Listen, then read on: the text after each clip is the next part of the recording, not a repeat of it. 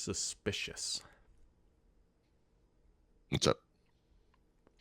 Thursday or Wednesday, Microsoft's or Bing says, here's our new AI search experience. All the AI you could ever want in a search experience. Oh, Thursday, OpenAI is like, here's our search tool. It's coming. this is the thing everyone thought they were going to announce. Remember back in Yeah. May, I think, or The question becomes, Thurrott, which I think we already know the answer to. Did Microsoft know that OpenAI was going to announce this on Thursday? So on Wednesday, they front run them with their own announcement so they can be like, look at us, me too. That's interesting. My initial reaction to the Bing generative search experience, or whatever we're calling it, was that Google announced exactly the same thing like 15 months ago. Mm-hmm. I was like, what is, and Google's done a whatever job. I mean, people hate it, but, and then as I think we talked about this yesterday, I think the kind of layout, visual, whatever approach that Microsoft took is actually a good one, or we'll see. But also that they provided this beautiful example of what this could look like, but it's super tailored, like it was custom made, right? Obviously. So, we'll see what it really looks like. So yeah, what you're suggesting now, so that since that time, OpenAI, like you said, announced a pilot program or whatever the hell they're calling it for their search experience. I mean, that gets into a tricky. Feels a little anti-competitive-y. But first of all, to prove such a thing, there would have to be like a history of this behavior. Oh wait. That's an Apple level screwing over your partner move, though, right? I mean, I know they're competing, but like, yeah, Are they but using this is insider trading, right? I mean, yeah, no, that's what this is like. This is like going to a football game, but you have your team, the other opposing team's playbook. You're like, okay, the second play of the game is going to be run up the middle, so we are going to put a goal line defense in. Like that is what Microsoft just did.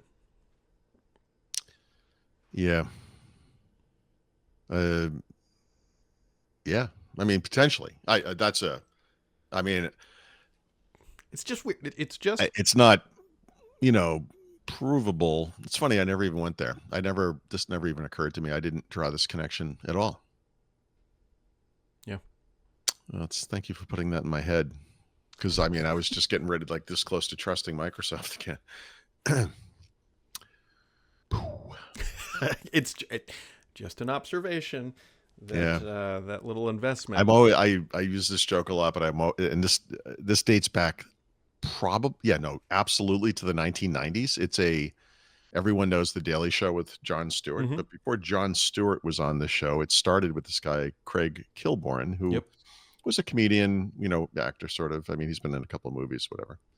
I mean, there's no way to around this. This is purposeful, but he has a real kind of a douchey way about him, and he plays that in the few movies I've seen him in. He plays that kind of character because he's, it feels natural. But anyway, he did a fake interview with, at the time, German Chancellor Helmut Kohl, whose country was coming under criticism for attacking Scientology, which, given its history with World War II and the Jews, was a sensitive thing.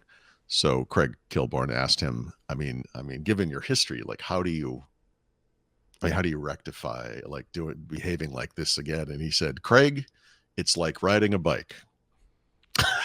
It's like, yeah, it's a great joke because it really stuck back in my brain. But that's how I look at this. Like when you like Microsoft, given your history, how could you possibly behave in this fashion?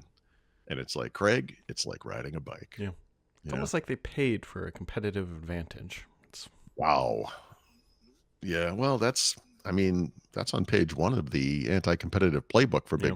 If you can't beat them, buy them. If you can't buy them, steal from them, or just invest in them so they can't outmaneuver you.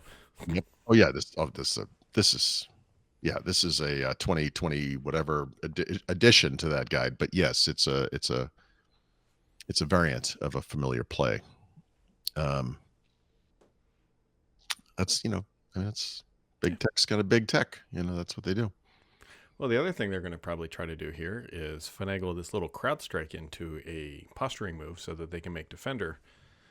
Yeah. Well, this is okay. So this was the point I had made on Yep. Sunday that like, here's an idea. Like, let's not worry about regulators, not because they're not important, but when from a security perspective, maybe this is the time for like, but once we're done pointing fingers at everybody, for Microsoft to work together with these security firms to collectively secure Windows in a way that everyone agrees is the right thing to do, you know, which is frankly what would have happened in 2006 with that stupid semantic McAfee complaint about Vista and x64 kernel guard, whatever the hell it was called, kernel guard protection, whatever, kernel protection guard, I don't know, whatever it was.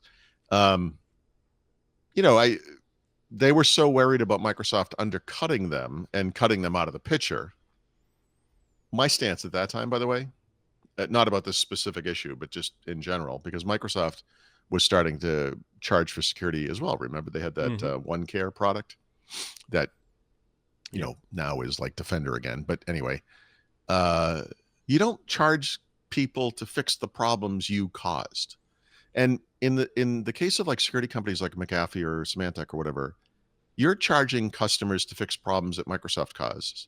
So if Microsoft fixes those problems, that's not anti-competitive. That's just, this is security. Like, you know, and I feel like since then, these companies have adapted in the sense that security suites, because they're still around and they still have millions of users, have adapted by adding additional features, right? I mean, so the security baseline has evolved as it will. We have 2FA and passkeys and whatever. We have all this stuff, and these guys offer additional services. All right, so this is, I think this stuff is just immaterial now. This is the right time. Anyway, to your point, yes, given everything that happened, why not parlay this into an industry-wide agreement that infrastructure security is more important than some baloney complaints to a regulator about nothing? You know, that maybe let's stop wasting everyone's time and do the right thing. Yep, I think your point's actually pretty salient because the security industry has primarily evolved from, hey, you're running malware to stopping from malware from people getting in, like firewalls, that type, cybersecurity, that sort of thing, rather than you've got a virus on your device running updating definitions. I mean, security is more important than almost anything, but this is very much tied to something like we talked about WordPerfect recently and how their big thing was printer drivers, and Microsoft as an OS vendor is like printer drivers are part of the OS. Like the point of this OS is we abstract that and everything works with everything. Like we do that. Like the driver makers can make their own, or device makers can do their own customizations for their drivers. That's fine. But the abstraction level is the operating system and not the app, you know. Or Microsoft added like networking to Windows throughout the 90s. And then finally, of course, TCP/IP because of the internet. And at that time, there were companies selling that crap. Like you would buy like a TCP/IP stack from somebody. And those guys were outraged when Microsoft added that to Windows. But that's the natural progression of the platform. There's no, you know, I mean, even something as still, I actually don't 100% agree with this, but the web browser is so important that every company that makes a platform of any kind, a computing platform, has a web browser. They all do. And we can complain and go back and forth, but that has become a base level expectation of an operating system for a personal computing platform. So security, we can debate web browsers. We cannot debate security. This is the whole problem with Security Copilot. What the fuck? What is this? Just here's an idea. Just make everything secure. That should be the baseline. You know. So I don't know. This is a thorny topic, but it's technical and difficult. But like everything, I mean, security is a nightmare. But and at this level, we're talking like it's a global event. You know, it's bad enough like when one of your passwords get compromised as a person. We're talking about the planet, like literally the entire population. So, which wasn't taken down by malware. Nope. It was taken down by a buggy device driver that wasn't really a device driver. This is like, it's stupid. Fix it. Just fix it. That's, you know, simple. And then there's Sonos. Let's not forget Sonos. How you feeling about those guys today? Well, they keep shipping app updates, and they keep saying we shouldn't have done what the thing we did. Let me tell you something, though, dude. So you as an app, well, actually, I don't think you use AirPlay that much, but I a long time ago, regardless of this new app, it was like I hate the Sonos. I've always hated the Sonos app. So this new app came out. I'm like, oh, good. Maybe they're going to fix the things I didn't like about it. And like, no, they've added all these other problems. They took away features. The first thing I pointed out with that new app, by the way, was I can't edit the queue. Like I can't edit it. Like I can start a queue, I can change the queue, but I can't edit. This is like I could write right now software that would edit a queue. Like this is not complicated. This is music player 101, right? So there's stuff like that. So back it was May 7th, which I only know because I looked it up. They promised to fix all this stuff. They were going to do bi-weekly updates. I have a friend back in Dedham near Boston who has more Sonos equipment than I do. He has so much of it. It dates back so far. He has a bunch of the old stuff that's on S1, now. And he has been complaining endlessly about this to me for the past 2 months. And literally yesterday, 2 days ago, he texted about whatever. And then it made me go back and look at what Sonos had done. Mm-hmm.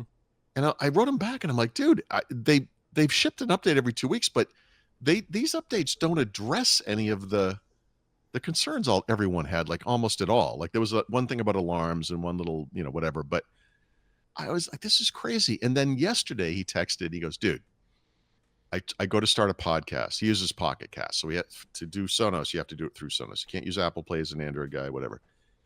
He's like, I press play. It plays a different podcast episode. I go back and press the right one. It plays yet another different one. When I finally get it to play the one I want, the episode finishes. And instead of playing the next one, it plays a random one. And I'm like, hold on a second. So I was literally researching this. And I got an email from Sonos that the CEO had updated, here's the update. Mm-hmm. And I said, hey, this was good timing. I sent this thing to my friend and he goes, so I'm reading this and he goes, we might fix this in 6 months. We might not. Is that what this says? And dude, if you look at this, that complaint, remember, this goes back to May 7th. First thing I said, you cannot edit a playlist or the now playing queue. They're going to fix that in October. That's when that's getting fixed. October. What? They haven't done anything in 3 months is what they've done. They need to fire that CEO. They need to do what they did with the S1, S2 thing and bring back the old app and let these two things coexist until they fix this app. I still don't get why they shipped it. It had to have been something related. I can tell you why. It's because of freaking headphones. Because the headphones. Late last year, this thing leaked about their big strategy to dramatically expand the ecosystem for all kinds of new products. And this app they had built can't accommodate those other things, including headphones that exist outside of the Sonos Wi-Fi network. And this new app does that. That's why. Because they have an expensive pair of new headphones. They wanted to get it to the market, and they had to delay it a couple times because this app wasn't ready. And then they finally said, you know what? We're just going to ship it. Yeah, that's why. This is how Microsoft does stuff now with Windows, It's like we have this idea, and in the future, probably going to be good, but let's just ship it now. Unbelievable. How do you not ship this as like a beta? You could even say to headphone users, like, if you buy the headphones, you got to use this for them. We're going to merge them later this year. Right? Wouldn't have been ideal, but it would have been fine. Yeah. Terrible. Did they use CrowdStrike technology to